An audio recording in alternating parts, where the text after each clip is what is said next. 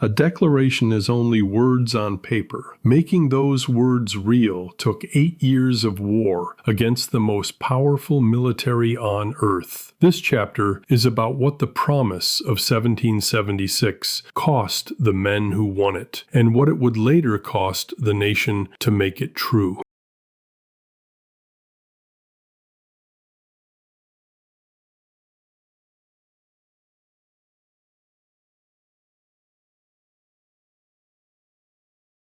Well, hello again, and come on in. I'm Grandma Rita.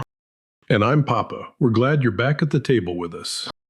Last time we read the promise, the words they set down and what those words rest on. We left off saying the promise was the easy part. Tonight we read what it cost to keep it. That's right. A promise is only worth the price you'll pay to make it true. Tonight's chapter is that price, the long, hard road of keeping the word they gave. And we'll keep our same rule while we read it. We will. Glad for what was won and honest about how it was won and at what cost. Both, like always. Gratitude doesn't need us to pretend. Then let's open it.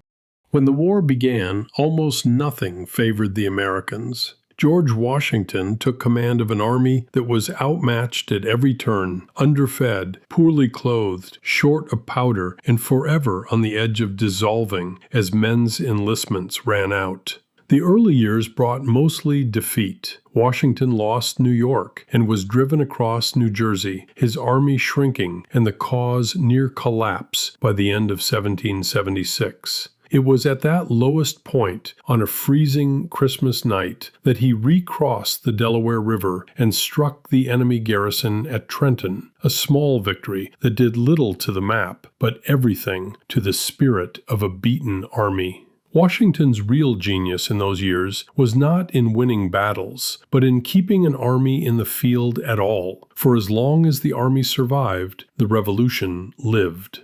The turning point came in 1777 at Saratoga, where an American victory persuaded France to enter the war as an ally and throw its army, navy, and treasury onto the American side. Then came the testing winter at Valley Forge, where the army endured cold, hunger, and disease that killed thousands, and came out of it drilled into a tougher force than it had ever been. The war moved south, and in 1781, with a French fleet sealing the bay, the British army was trapped at Yorktown and surrendered. 2 years later, a treaty confirmed what the muskets had won, the independence of the United States.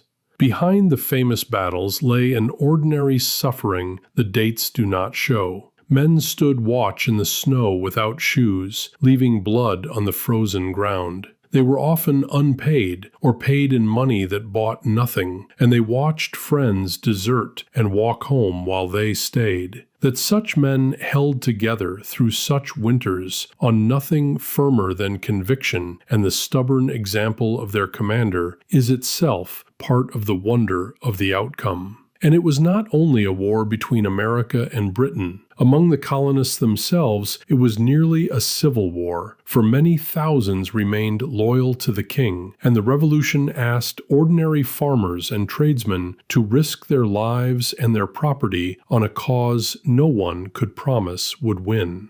The outcome was deeply improbable. A collection of colonies defeated the foremost power in the world. To read that improbability rightly is not to declare the American side simply righteous. It is to recognize that the result was never guaranteed, and that a people who believe God governs the affairs of men may read such an outcome with gratitude rather than with boasting. John Witherspoon, a pastor who signed the Declaration, warned his countrymen against the very pride that victory tempts. Let us guard against the dangerous error of trusting in or boasting of an arm of flesh. A nation may be granted a deliverance it could never have won by its own strength, and the only fitting answer to such mercy is humility. Some boast in chariots and some in horses, but we will boast in the name of Yahweh our God. Psalm 27. By every reckoning a body could do at the time, it should not have turned out the way it did. The small and the poorly supplied against all that weight. It is a wonder anything held at all. It is a wonder, and that is just the word for it. When a thing comes out the way no sensible person would have bet, the honest heart does not puff up. It gets quiet. It knows it received what it could never have wrung out by its own strength. One of the men who put his name to that founding document was also a minister of the gospel, and he warned his own people, right in the thick of it, not to let success swell their heads.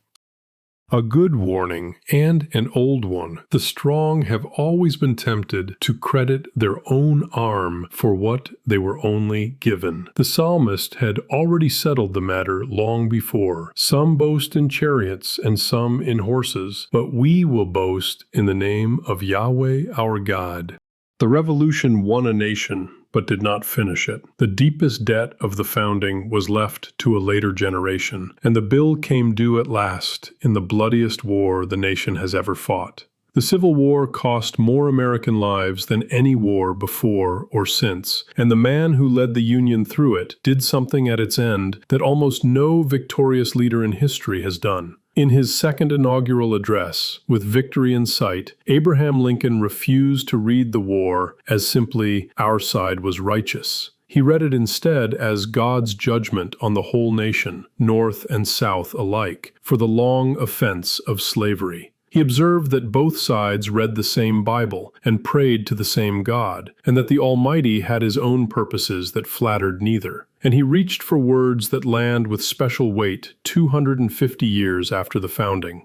Fondly do we hope, fervently do we pray, that this mighty scourge of war may speedily pass away. Yet, if God wills that it continue until all the wealth piled by the bondsman's 250 years of unrequited toil shall be sunk, and until every drop of blood drawn with the lash shall be paid by another drawn with the sword, as was said 3,000 years ago, so still it must be said, the judgments of the Lord are true and righteous altogether.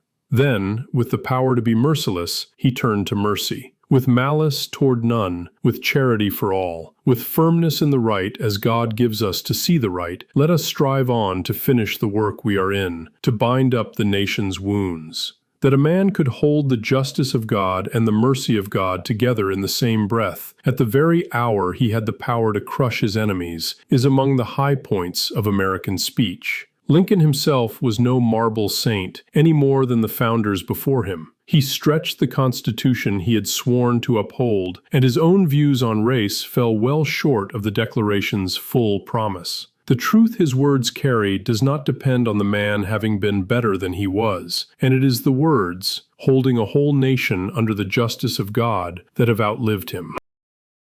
There was a leader who came later, in another hard hour, who carried that same humility into a moment when he could have done most anything he pleased. He did. At the very hour his power was greatest, when no one could have stopped him from paying back wrong with wrong, he chose mercy instead. And he would not stand up and claim the Almighty for his own side, as if heaven took its orders from him. He was no saint, by his own telling, but the words he left behind have outlasted him.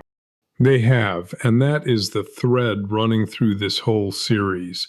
There is an unseen hand that bends even our hardest hours toward more than we deserve.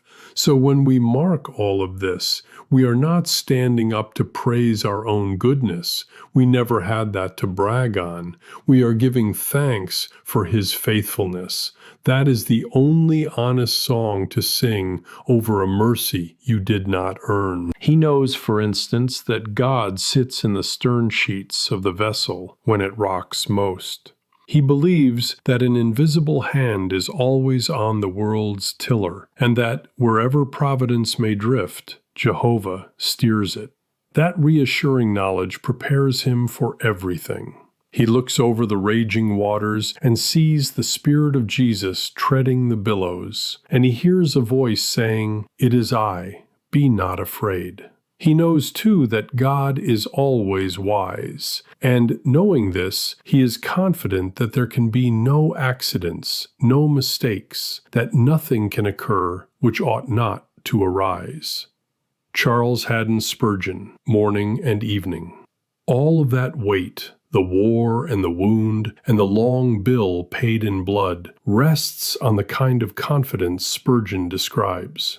The hand on the tiller did not slip when the nation rocked most, and the promise that turned Joseph's betrayal into the saving of many holds for darker hours still. And we know that for those who love God, all things work together for good, for those who are called according to his purpose. Romans 8:28. That is worth sitting with a moment, thankful and humble and held. This chapter closes with a song you have surely sung, America the Beautiful. Catherine Lee Bates wrote the first words atop Pikes Peak in 1893, looking out over all that wide country, and she shaped it into its final form by 1911. We sing it now to the tune called Materna. Listen close, for it is more thanksgiving than boast, and it carries a prayer right in the middle of it. God mend thine every flaw. O beautiful for spacious skies, for amber waves of grain, for purple mountain majesties, above the fruited plain. America, America, God shed his grace on thee, and crown thy good with brotherhood, from sea to shining sea. That is the cost, the price they paid to make the promise true. Next time, what they built on top of it, the framework meant to hold a free people together, the Constitution. If an education that holds faith and history together is what you want for your children or grandchildren, that's GraceHaven Academy. First link in the description. And right under it, the booklet, free, like always. Read it on the site or sign up and we'll send the download straight to your inbox and keep you posted as the rest of this series comes out before the 4th. Read it slow and read it together. Thank you for sitting with us. We're glad you were here.